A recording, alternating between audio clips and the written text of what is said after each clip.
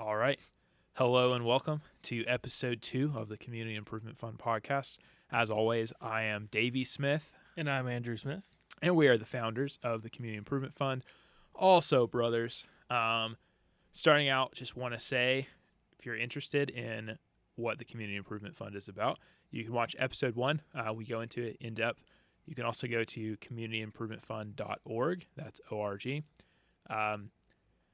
Also, we're planning to shoot, I know I've brought this up before, but we're planning to shoot sort of a short welcome intro video that will eventually be pinned to the YouTube channel, so that'll be available.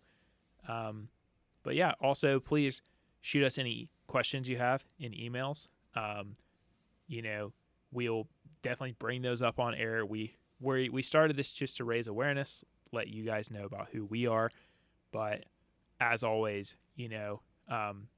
if you have a question about something we haven't covered, send it to the mailbox. That's Davey at Community Improvement Fund, Andrew at Community Improvement Fund, or info at Community Improvement Fund. Any of those 3 places, we will see it.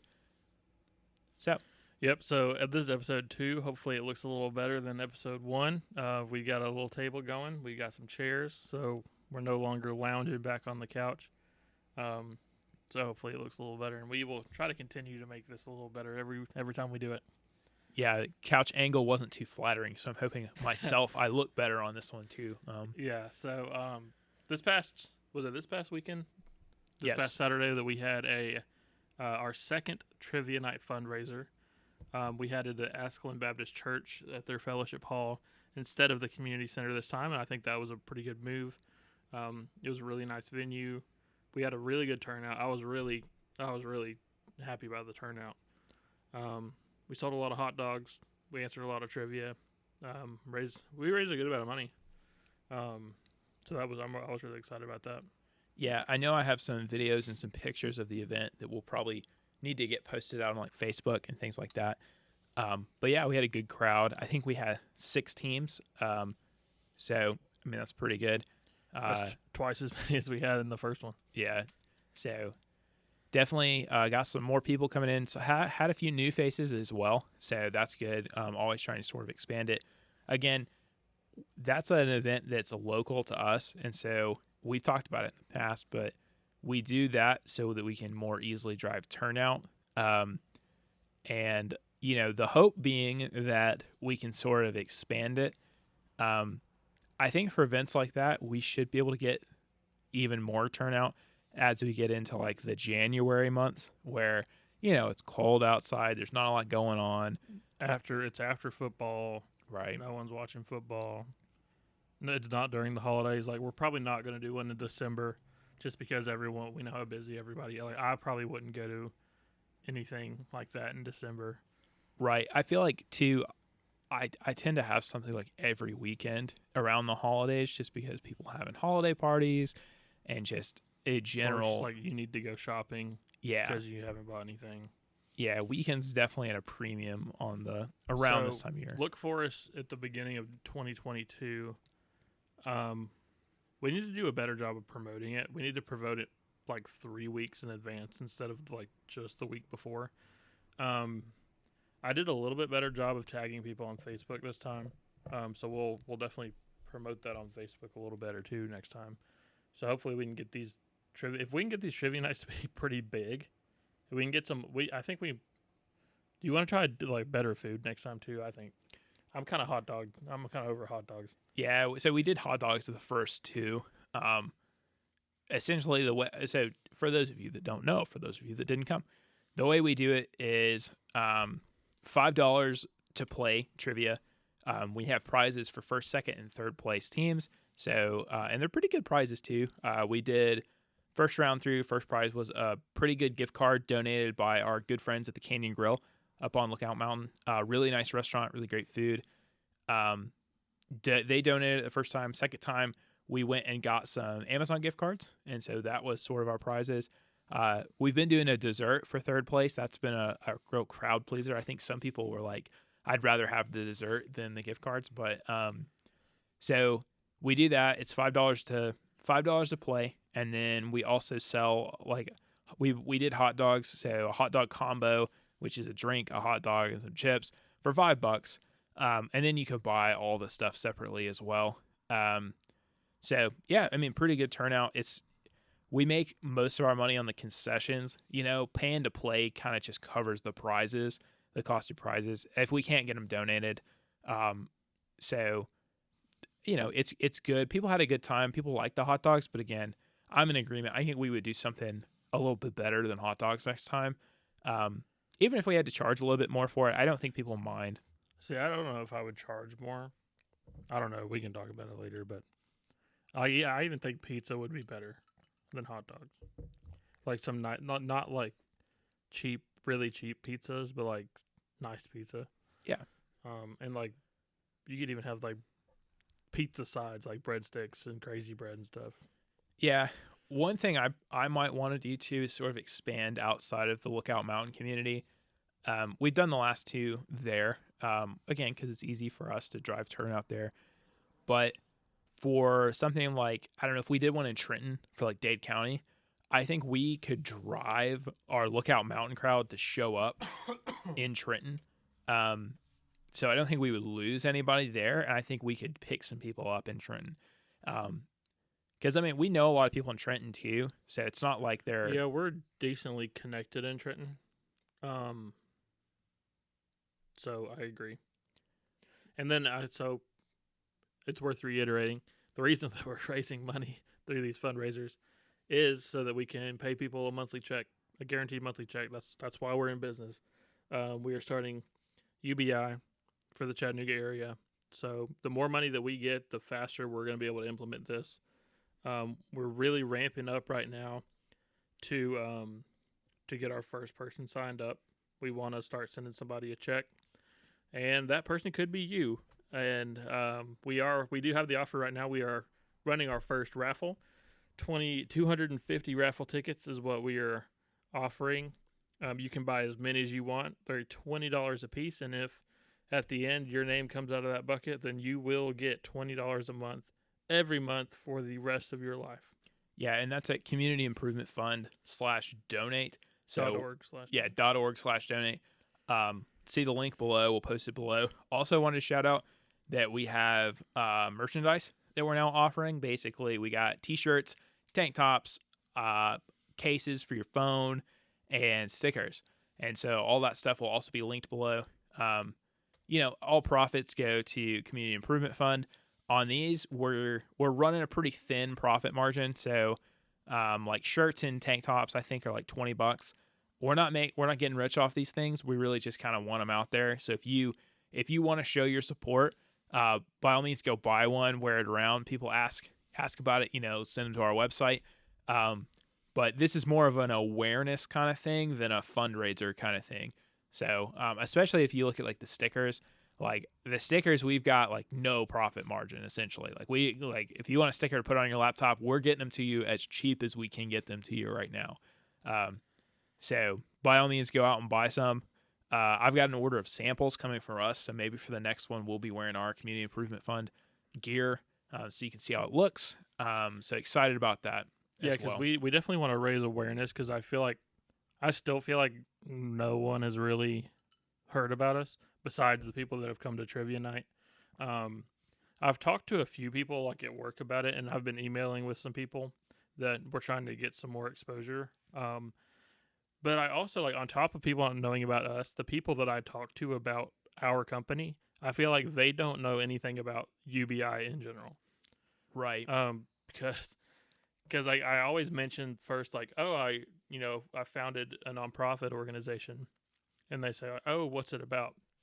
And I always just have you ever heard of universal basic income? And most of the 9 out of 10 have said no. Yeah. Or have I've heard that term once before. I don't understand what it means at all.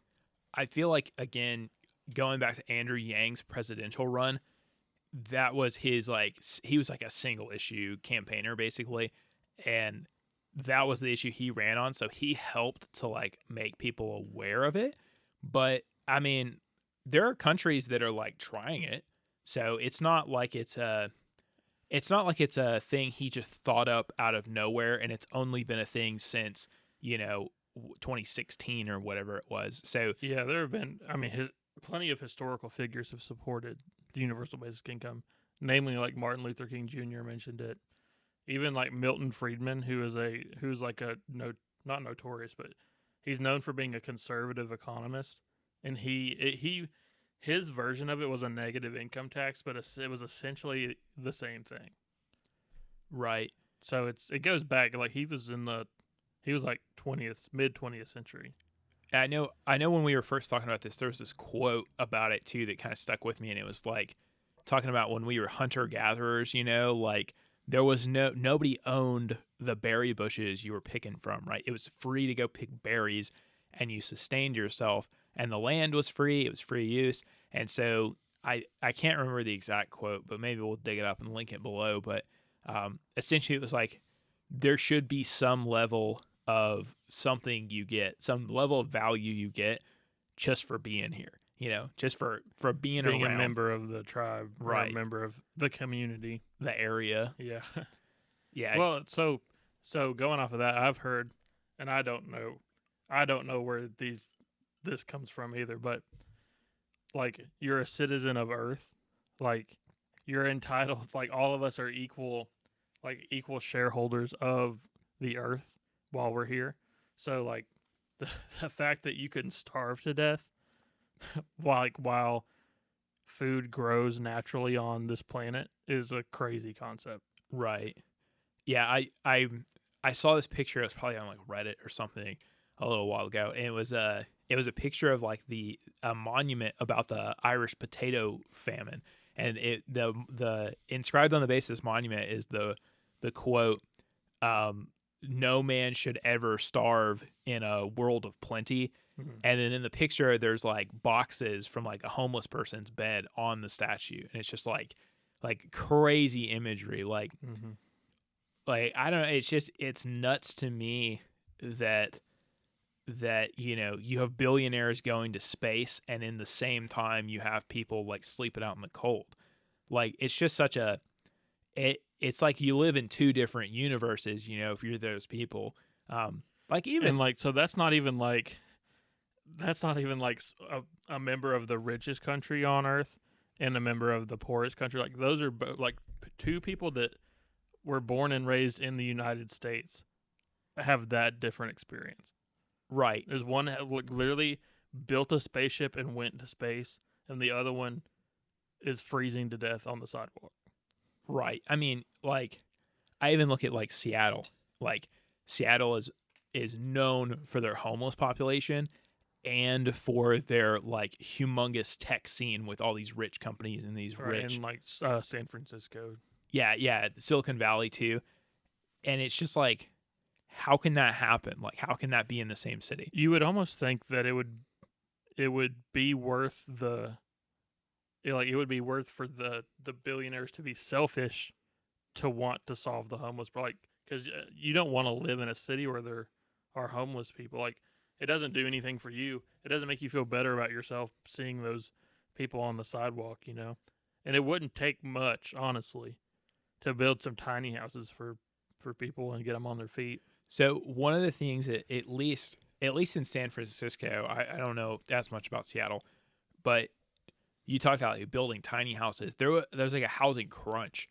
So imagine just like essentially in the grand scheme of things, essentially overnight, your neighborhood, which used to be like a rundown house that you could afford and you could live in for not too much, that property is now worth just ridiculous amounts of money because of just the city blew up around it. And essentially you get just gentrified out, through no fault of your own. You've been living there probably way longer than any of these businesses have been around. You just happen to be in the place where it is. And now everyone wants to come live where you live. Rent goes up. Your property value goes up, so your property taxes go up, and all of a sudden you literally can't afford to live in your own house anymore. So someone makes you an offer that's a lowball offer, really, and you're done. You have to take it. Like, you don't have any other option. And now, hopefully, it was enough to go move somewhere else, but for a lot of people, it wasn't.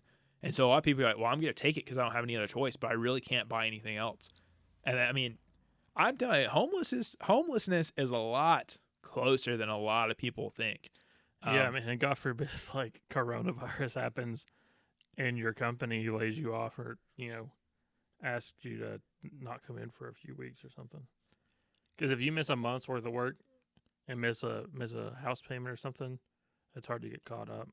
Or even just like an unexpected expense. Like I just had tires put on my truck because I had one that was done for and going flat all the time. And it was like expensive. And so, but while I was there having mine put on, like luckily I can handle that. I've got an emergency fund for things just like this because I know things come up. But so many people can't afford to have an emergency fund. Like you just can't. Like if you got to pay rent. And while I was in there, there was a lady who had come in. She was like, "Yeah, I think I've got a nail in my tire or something. Like, can you just patch it, real quick?" And they were like, "Oh yeah, sure. Like we'll do our best." It turns out they couldn't patch her tire, and she had to have a new one.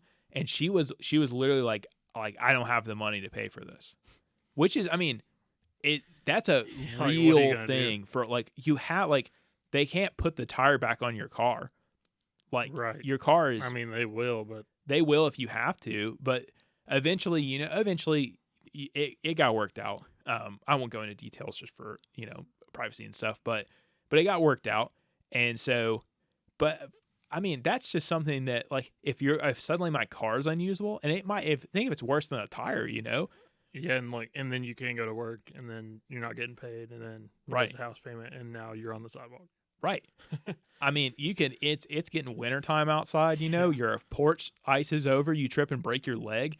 Like medical expenses are ridiculous. Like you end up in the hospital with a broken leg. Like a lot of people, that's just that's an expense you can't cover. I mean, it's expensive too. So it's not like these people are like poor and almost homeless anyways. I mean, a lot of people are in this situation where you're getting by, but you're just getting by, and then you're one slip away from being in a really bad situation. Right. Yeah. So the problem, I was kind of thinking about how to define like the problem we're solving, because I feel like UBI is just such a unrecognizable term at the moment. I was looking at like other nonprofits and say, "Oh, we're trying to solve homelessness. We're trying to solve, whatever your cause is, hunger, poverty." I was thinking like financial insecurity is what we're trying to get rid of. Like we want financial insecurity to be a thing of the past in Chattanooga, and I think we can do it. So you had, I know you mentioned before we started recording that you had a question you wanted to ask. Oh yeah. So and let me pull up my notes here. But essentially, in the news this week, we essentially got new CPI numbers, so Consumer Price Index, and this has been all over the place. So if you're watching this in current time, you may have heard this also. But essentially, Consumer Price Index rose 6.2%, and that's a yearly number. So since last October, CPI has gone up 6.2%, and it's the sharpest increase since 1990. So for those of you that don't know, Consumer Price Index essentially is it's a pseudo measure of inflation. Essentially, it's things got 6.2% more expensive on average. And this is an average, so it's not, obviously you can't apply that to your rent didn't go up exactly 6.2%, but sharpest increase since 1990. And so how that relates to us, one question I get a lot is like, won't UBI, so Universal Basic Income, and by proxy, what the Community Improvement Fund's trying to do, won't that just make everything more expensive? So essentially, if I'm getting $500 a month in our happy future state, if I'm getting $500 a month, won't my landlord just increase my rent by $500? Right. So first of all, I think I didn't expect you to bring up the CPI numbers, but I think your question is twofold. Number one, well, I'm going to answer it in two parts either way. You asked one question. Number one, what is the root cause of the inflation we've experienced in the past calendar year? And number two, wouldn't you make it worse, right? So, I was actually listening to a podcast about inflation recently, so this is kind of where I'm getting my info from. And just to cite my source, it was the 538 Politics podcast, and they had I believe it was a Harvard economist talking about it. I do have a degree in economics, so I know a little bit about inflation. Obviously, not as much as the guy that was on that podcast, but he was saying, because everyone wants to blame like the current regime, right? Like, oh, we hate Joe Biden; it's his fault. Or coronavirus. That's another kind of cop out answer, I feel like. Right. You can't chalk it all up to COVID either. So just one note about the CPI. I do believe the CPI doesn't include groceries or gas. So that it's gone up 6% right about, and that does not include gas and groceries, I do believe. So, you want to fact check me while I'm talking? Anyways, so it's so the number without food and energy is plus 4.6%. So the 6 does include the gas and groceries. 6.2% does include gas and groceries. 4.6 does not. Okay. So either way, though, so when you look at the economy in general, there are many ways to kind of measure success. And so if you don't know, the two ways to react to a recession, which is what coronavirus caused, and a recession is essentially when gross domestic product goes down for 2 consecutive quarters, which means we're just making less. Everyone's making less money essentially, collectively. So you can respond with fiscal policy or monetary policy. Monetary policy is the Federal Reserve when they play with interest rates to try to get a little money going in the market. Fiscal policy is either a spending bill or a tax cut, because those are 2 ways to get in. So at the very end of Trump's presidency, we all remember, I think it was the American Rescue Plan, where the stimulus checks came out of. Was that the legislation with the stimulus checks? I think so. The first stimulus checks and that plan was a government spending response, which is fiscal policy. So the Harvard economist on 538 was saying that's probably like when it started, was the American Rescue Plan. And then, all government spending since then has definitely contributed. So that was one factor. The coronavirus squeeze on the supply chain was another factor. And then the labor market, the current labor market, because he was saying that since COVID and we're still in COVID. So because of COVID, people have left the labor force for a variety of reasons.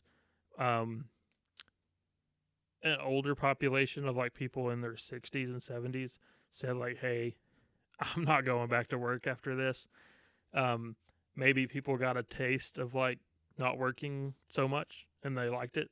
Or maybe like a two-parent households that were both working, they both got to stay home and they decided, hey, maybe we both don't need to work all the time. Maybe that's why. And then, people do like to blame the unemployment assistance, the bump in unemployment. And that doesn't explain all of it, but it certainly plays a part because, hey, I can stay at home and be just fine. Why would I go back to work? Especially when every job around town pays me $10 an hour. And I don't want to paint that added unemployment benefit as a bad thing either, because one of the hardest hit sectors is like restaurants. Right. Because when things shut down, they were one of the first people that got told, like, you can't open your doors anymore. And so those people couldn't go back to work if they wanted to. Yeah.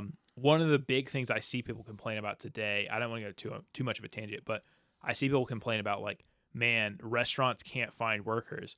But like a lot of those people got like really, really screwed over during the coronavirus. I can definitely see if I was working in a restaurant and coronavirus happened to me, I'd go find something else to do.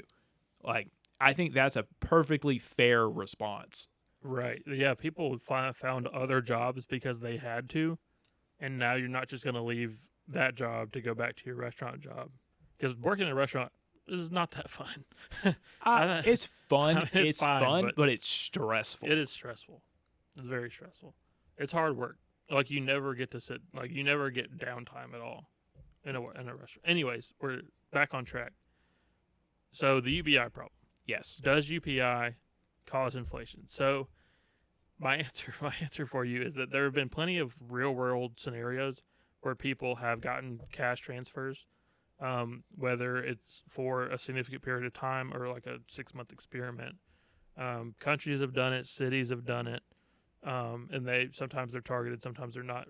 In those cash transfer experiments in real world studies, there has not been any evidence of inflationary pressure, and I would argue, in theory, I mean, it's possible that you would see a little bit, but the odds that, like, you're still gonna have a net benefit, right? Even if it causes a little inflation, if you get $500 a month from the government, from us, whatever,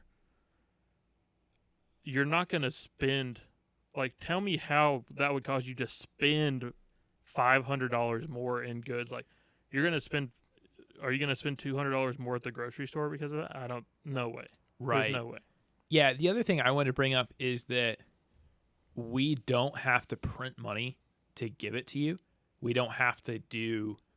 We don't have to go through like taxes, or like we are raising this money through donations and then giving it back out. So I think that also helps, because we're not impacting the strength of the dollar in what we're doing. I see what you're saying. You're saying we're not increasing the money supply. Yes.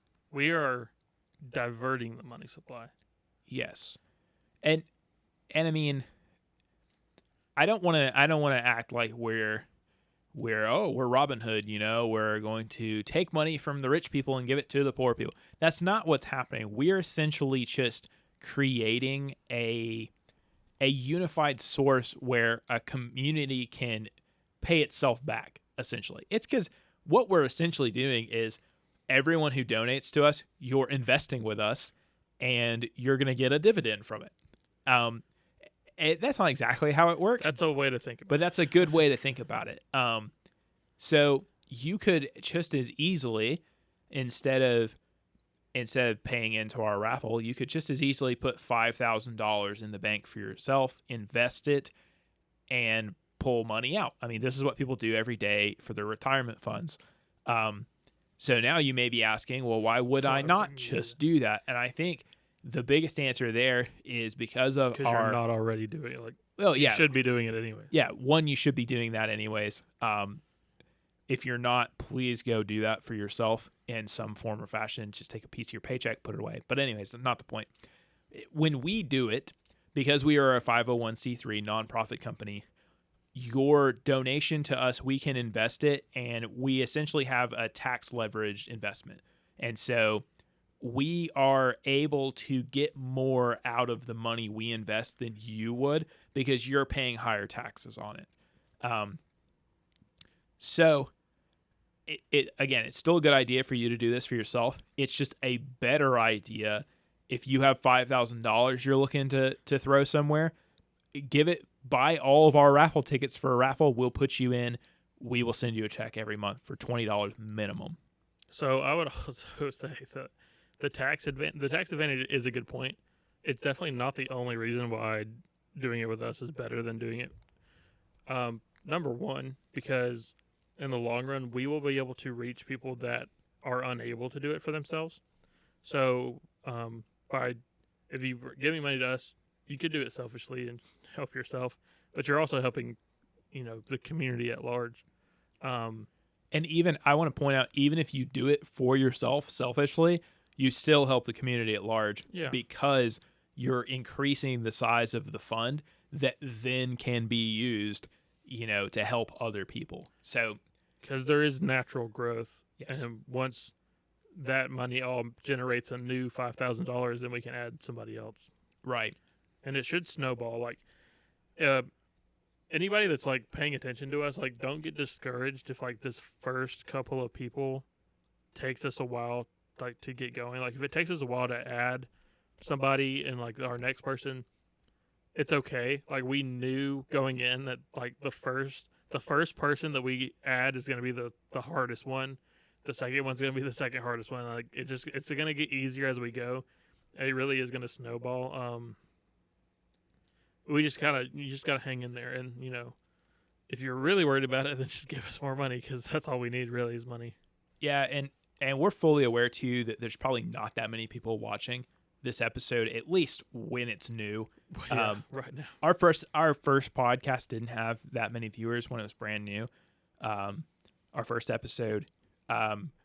If you are watching this right now, though, one thing you can definitely help to make this all faster is to like and subscribe. Essentially, just pull back the curtain a little bit. Once we get 1,000 subscribers, it really opens up what we're able to do with the podcast as far as fundraising goes, and as far as reaching a new audience. Every subscribe we get makes it more likely that more people will see our content. So please go and do that. Also, hit the bell if you want to get notified about new episodes. So a little plug there. But yeah, like you said, the first one's the hardest because no one knows about us and we have no money in the bank. Some money, but effectively no money in the bank. So if we solve either of those two problems, the other one will solve itself. So even if you're watching this and you're thinking, well, like, I really like your idea, but I'm not in the Chattanooga area, or I just really don't have the money to donate right now. Like, we understand that. Throwing us a like and a subscribe is free. Sharing this podcast with your friends and telling them, hey, go check this out. Like, this looks cool. That's free. That's something you can do to help our cause. We will accept all the help we can get from individuals right now. I also want to say, and maybe you want to comment, I'm open to expanding this beyond the Chattanooga area in the future, but, this was a natural place to start for us because this is where we live, this is where we grew up. I happen to think Chattanooga is kind of a cool place. It's a little more, like, because we're smack dab in the middle of, like, Nashville and Atlanta. And Nashville and Atlanta are two, like, completely polar opposite places. If anyone's ever been to those or spent any time in Nashville and Atlanta, two different vibes. And like I think Chattanooga is like even a different vibe than that. Like Chattanooga is super outdoorsy, super granola. Like people call it granola all the time. We have a pretty good tourism industry with like Rock City, Ruby Falls, and the mountains. People come here to go hiking. People kayak and stuff, and the Tennessee River. The Iron Man happens twice a year here. So it's pretty cool. It's a cool place. So anyways, all that to say, if you're watching this and you're not in Chattanooga, let us know and like give us your thoughts, because it would definitely be cool to like spread this to other areas. Because I think like in the long run that's going to be a really cool thing if that ends up happening. Right. And I would just say a big selling point for me in just focusing on Chattanooga is to get a concentrated impact. I think it's harder to see the good that's being done if it's 20 people in 20 different states. Right. If we have 20 people in the same city, then it starts to get serious. Like once more than one person that's getting these checks in the mail, I think you're going to start to want it, and you're going to start to see like, hey, wow, like that's actually making a difference. Right. So one thing I do want to say is like, I think we should definitely get the check to $500 before we leave, before we expand beyond the Chattanooga area. Agree. Because $20 is cool, but $500, and we've talked about it, is $500 that's life changing for people. Yeah. And I also want to jump in and just say that the plan isn't to get $20 to every single person in Chattanooga and then bump it up.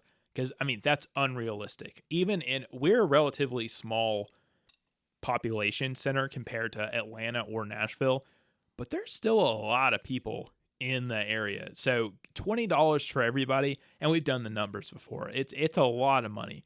So what we'll do is there will be a balance between going wide and going tall. You know, we'll obviously we want to spread this out and get this in more people's hands, but at the same time we want to balance that with increases to payout. I mean, like you said, $500 is life-changing. $50 is a lot better than $20. So Right. if we can creep it up and creep it out at the same time, I think that's definitely something we want to do. But I agree. I would want to get to $500 before we start going outside, just so we make sure we're remaining focused. Yeah, and we also want to eventually, once we're making a significant impact, we kind of want to measure societal changes, if there are any, that are occurring in the area. Right. Because once we're sending enough people $500, like, you should be able to notice changes at that point. And I would even, if that's something as simple as pulling the people we're sending to and sending them a survey, I would like to know how it's impacting individual people. I mean, I think a case study. I think getting to societal change is the goal, and seeing like widespread impact. But even if we're helping 5 people make rent, get groceries, that's a big difference. Like I am happy. I'm thrilled that we're able to do that. Plus, societal changes could be more like generational too. Right. Whereas, like, if the parents, we're going to help the parents out today, but it's going to have a giant impact on the kids in the house because they're going to grow up in a better environment. Right. And I mean, I fully expect that, you mentioned this before, this is a long-term plan. This is not a short-term scheme that we're going to, push hard on for 6 months, and if it doesn't work, we're going to abandon it. In 6 months, if we haven't seen much progress, we're going to be about where I would expect us to be. Like, it's a slow growth, long-term play. I mean, I might be an old man before we get to societal impact, but that's okay because, again, the scheme is it's a long-term thing anyways. It's a forever term thing. It's self-sustaining, so we can continue to pay people out once I'm dead and gone, So that's why I actually think people don't realize how big of a deal it would be if we actually do what we say we're going to do. It's like, imagine that, because Chattanooga has a population of like 600,000 people. So imagine if every single one of those 600,000 people live in a house where they are guaranteed to get $500 per adult every month, guaranteed for the rest, like always, forever, in the whole area. That's huge. Like, that is insane. Like, there's nowhere really that does that. You can look at Alaska. I don't know if you know about the Alaska Permanent Fund, where, like, so Alaska has technically it's a universal basic income. It's not that much, like, it's also variable, so I don't think they know, but it's oil money. It's oil money from the Alaskan, like, oil reserves that were dug up a while ago. And they essentially pay it out to people in Alaska. I think it's when you turn 18, but it's annual, and it's annual and it's variable. It's less than $1,000 a year, I think. So, like, they kind of do it, but it's not the same thing at all. Right. But like, it's just huge. It'd be a huge deal. Like, it is. It would be insane if we pulled it off. Right. Anytime soon. And think about how huge of an advantage that is too. Like, people tend to graduate high school when you're around 18. You graduate high school and now you're getting $500 a month. Like, that frees you up to think about so many more things, Because I know a ton of people who decide not to go to college for one reason or another. They get out of high school and they're still working like a high school job, like part-time at a fast food joint or something. And all of a sudden that doesn't pay the bills anymore. And Right. So a lot of people are scrambling, and a lot of people end up stuck in jobs that are just not what they want to be doing. Yeah, I know a lot of people that would have gone to college if they just had a little bit more money. Right. Right. And to the point where $500 a month would have done it. And I'm also not going to sit here and say everyone should go to college. I personally, or a technical school, yeah, or learning a skill or whatever. Yeah, I personally think it's a good idea. I personally think it had a positive impact on me. I think I didn't really, my degree wasn't the most important thing I learned at college. No, not even close. So I definitely think it's a good idea for more reasons than one. But yeah, I think technical schools are good, trade schools are good, 2-year programs are good. I'm quite opinionated on the matter. I actually think too many people seek out a 4-year degree. I think way too many people do that because, like you said, like I agree with you. The value from college is probably 40% what you actually learn in class, and the rest of it is like just extracurricular, like the people you meet, the experiences you have. And I think particularly because we both moved away from home, like I think moving away from home might be a large percentage of it too. It's good perspective for me because growing up I was surrounded by people that were a lot like I am, just because of being in the area and going to school. There's some variability, obviously. There's some diversity, but nothing near like what I experienced. And then welcome to Atlanta. Yeah, and now I'm in Atlanta, and I'm like, oh wow, like this is a big city. Like, oh, look at all these people. Like look at all these things I can now experience. And even if you're coming from, I don't know, Kennesaw, and you're going to UTC, to Chattanooga, it's a new experience, and it's good to have those new experiences, and it broadens your perspective, and I think that helps a lot. But I also think college is just, honestly, it gave me more time to grow up. If I look at the person I was when I graduated high school and the person I was when I graduated college, I'll tell you which one I would pick to go tackle the world, and it's for sure me who had 5 more years of just time to get my feet under me. I actually think, because I know a lot of students in Europe take gap years. I kind of scoffed at the idea in college just because coming out of high school, because I was kind of gung ho to go to college and stuff, because I had a plan that didn't really work out, but it was fine. But I've kind of warmed up to the idea of a gap year, because part of the problem with too many people getting a 4-year degree, is what I said, is because they have no clue what they want to do with their lives. And I can't blame you for being 18 years old and not knowing what you want to do.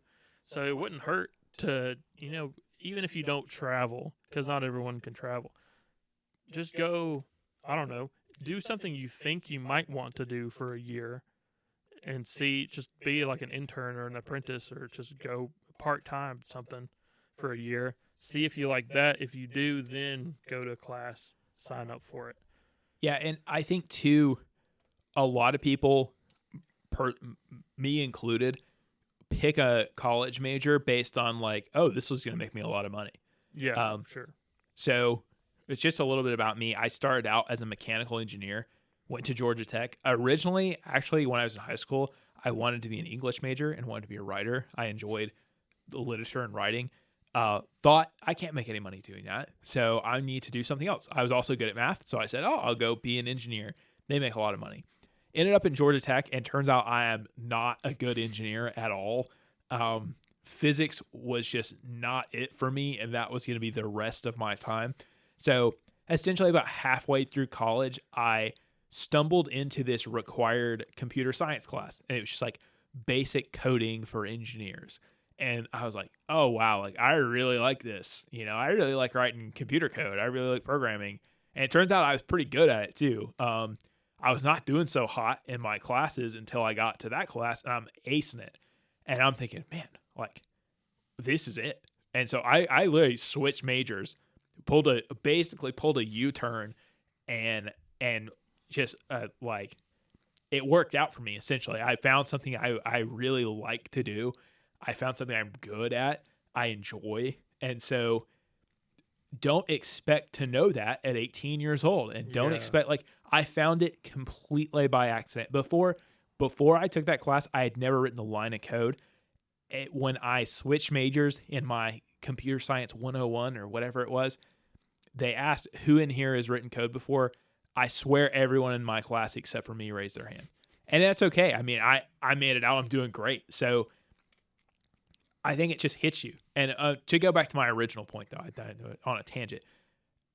If I'm getting $500 a month regardless, I don't have to go to college because I want to make money. I don't have to pick a job that I don't like just because I need to make money. I mean, if you want to be a painter, I don't think there's a ton of money in paint. You know, if there was, there wouldn't have starving artist sales. But I didn't know if you meant like a house painter. Or... No. Like art, Gotcha. Or I guess house painting too, if that's your jam. I can't stand painting houses personally, but some people enjoy it. But like, there's not a lot of money in that. But if that's what you're passionate about, who cares? Like, who cares? Like, do that for a living. Like, and I know like it's hot to like mock, you know, various degrees because, well, that's useless. Like philosophy, you're going to be a philosopher. But like, there's value in people going and studying that thing. It's not going to pay you the big bucks, but it's still valuable to society. So I don't want to discourage people from just doing things because they're not profitable. Right. So I actually think I'm actually a little jealous of people that are English majors or like a philosophy majors, and then they like just work at it like they're in academia, and they're fine. Like they're not making a ton of money, but they also like live on a college campus for the rest of their lives, and they're like they have literally everything they need, and they just ponder. Like they sit around and think.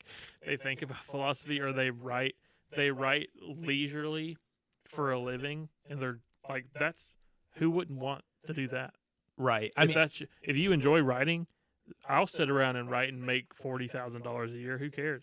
If I'm doing what I like to do, that's what's important. Yeah, I mean, luckily I enjoy what I do, and it pays me well, but it's not like I'm writing code leisurely. I'm, in fact, especially this time of year around Black Friday, I'm writing code most of the time in a panic. You know, I like, oh my goodness, we have to do, and I mean, I don't mind. I enjoy work, but I get it. I mean, why else besides just needing to go out and make money and maintain yourself would you live like that? You know, like there are jobs I'm sure nobody really wants to do, but they tolerate it because they have to put food on the table. So right, and I was going to say too, when we were talking about college, a lot of people will come out of high school with the idea like either I'm going to go to a local school for 2 years and transfer, or maybe like I'm going to work for a year and then go. So fine if you actually end up doing that, but the problem is you stick around for 2 years, something comes up, and like 9 out of 10 times you're not going. If you don't go, you're not going. So that's kind of or your car breaks down, and I cannot quit my job and go to college. And so like just stuff comes up. And the opposite too. Some people go to a local college or even move off to college, and something happens. I know someone that had that happen. They had a rather large unexpected like family expense come up essentially, and they just didn't have the money for it anymore. Yeah, and it was over. Like they had to go back home. They had to like live at home and go work just to help out. And I mean, that could happen to a bunch of people. I mean, it's just rolling the dice, every time you get in your car that someone's not going to cross the median and put you in the hospital, So it can come out of nowhere. And if there's nothing between you and the ground, it's not going to be a good outcome. We were talking about high school or people not knowing what they want to do. I think the high school curriculum is not what it should be. Like, I feel like you should learn a wider variety of things in high school, or at least learn about a wider variety of things. it should be way broader and way less deep. Right. Because, like, we learned differential calculus in high school. And unless you're going to be an engineer, or, like, in economics, I use calculus, but I could have easily learned it in college, what I need calculus for in economics. So, like, I mean, how many of your high school friends ever thought about calculus again after high school?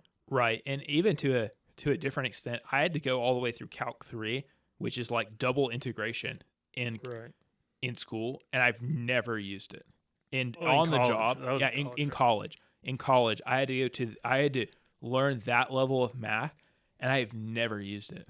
I mean, I even have friends that work in the more theoretical fields of computer science, and they don't use it. So I definitely agree with your point. Our high school actually had a pretty decent offering of things you could do. Like we had electives where you could do like a shop class where you could like you could do like woodworking essentially. We had architecture class. I know. Yeah, we both took architecture. We both took architecture. I enjoyed architecture. I considered architecture for a career path, but it's a lot of studio time. I've heard.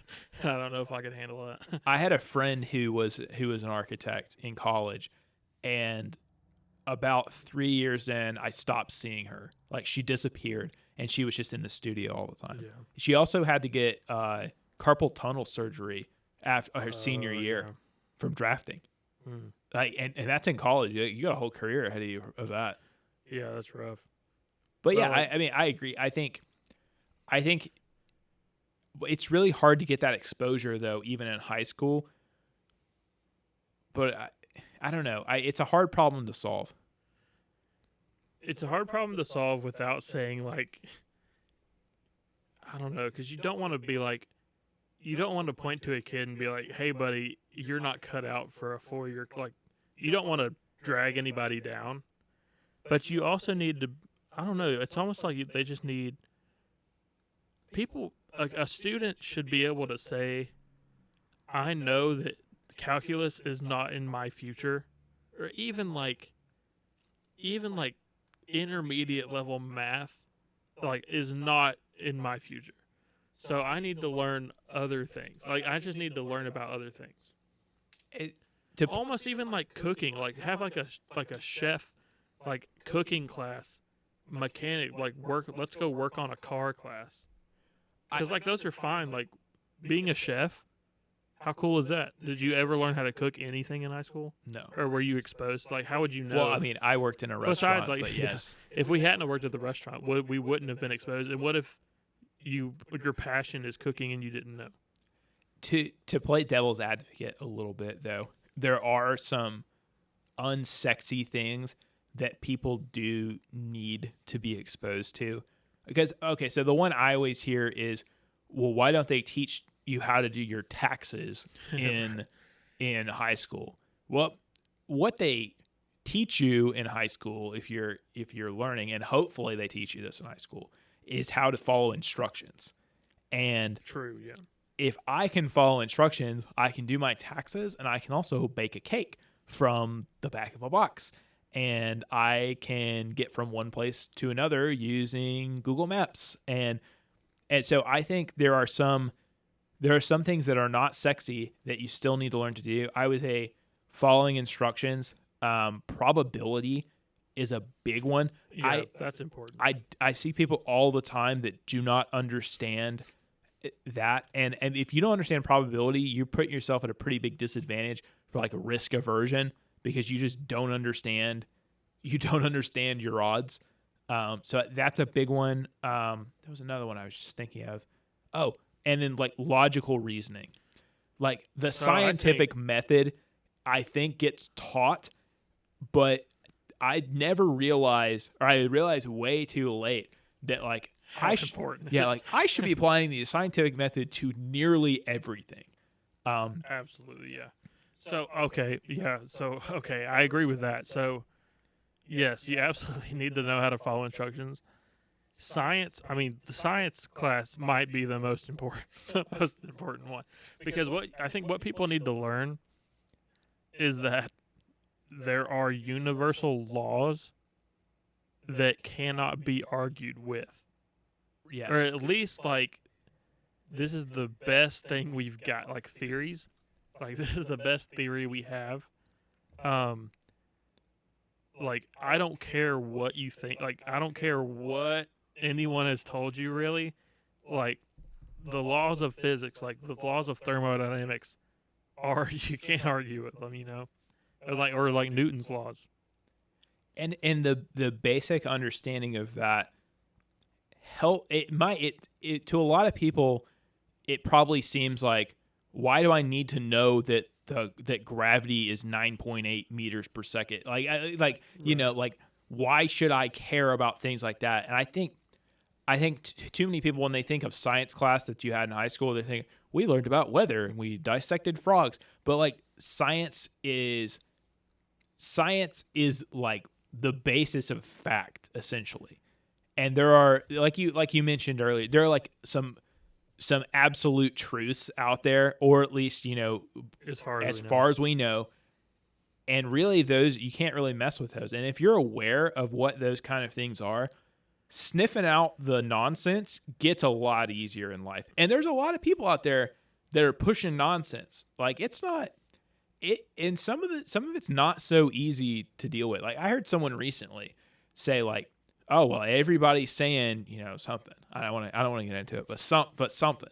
And I'm sitting there thinking, like, well, just because everyone's saying it doesn't mean anything.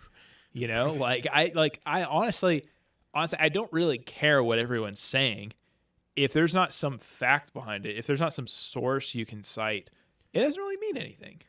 Right. And so, like, you also learn, like, how to spot fallacies in an argument. Like, because, yeah, like you said, people will just fall prey to those things and be like, how do you not know better than to see this and immediately know that that person is trying to manipulate you? And these people, I don't want to be like, these people are stupid, because they're not.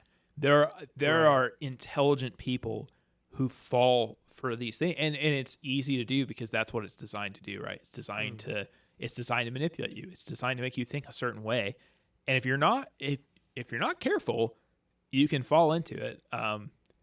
So, and we're off on a tangent, but I think it's a useful tangent to be on. I just think that, you know, circling back to our original point, if all I have time to focus on is I need money so I can pay my rent, so I can make my car payment, so I can get groceries, you don't have the time to actually put thought into an argument, or to, when I see something on TV, you don't have to question it and think through it logically. Yeah, because, I mean, and I've been there. I've had a hard day at work, and I've sat out, and I've turned the TV on, and I've just melted into whoever was saying.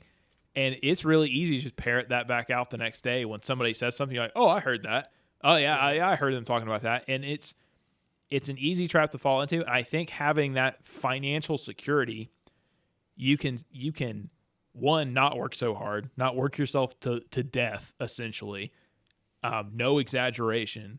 And you have more time to slow down a little bit, read a little bit into things, think about things for yourself, make your own decisions. So I don't know. I think there are a lot of bonus side effects to not having to worry about money. And I know that I have had that privilege in life, and I wish I could give that to everybody.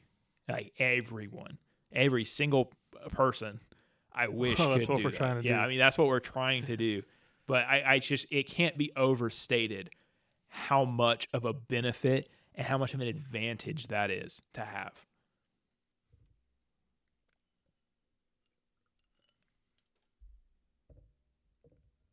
Yep. Is there anything else? I don't want to get into this. I know. How long have we been going? That is a good question. 8 o'clock right now. Yeah, that should have a time on it. We just hit an hour. Just hit an hour. Okay. I'm happy to cut it off here for episode 2. I think we've gone into a little bit tangent. I do want to touch on some things before we break, just to reiterate.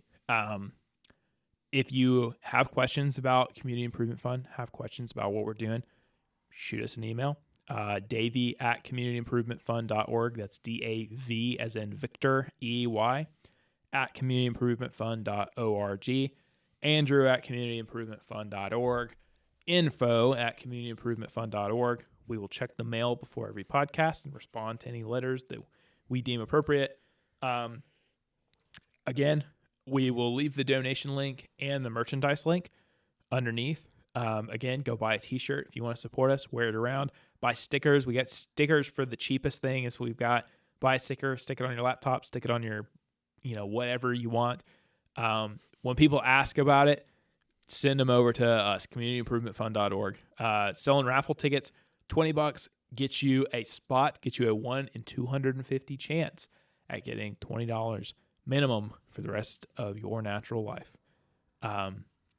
Anything else you wanted to add before we break it off? I don't think so. I think we're good. Okay. So, again, we're not planning any more fundraising events until after the new year. Again, it's the holidays, so don't really want to be trying to get people out during the holidays. Spend some time with your family, take some time off, enjoy your weekends. And yeah, I think we can call it one there. Again, I am Davey Smith. I'm Andrew Smith. And we are the founders of the Community Improvement Fund. We thank you for watching. Like, subscribe, hit the bell so you know when the next episode's out. And thanks for watching.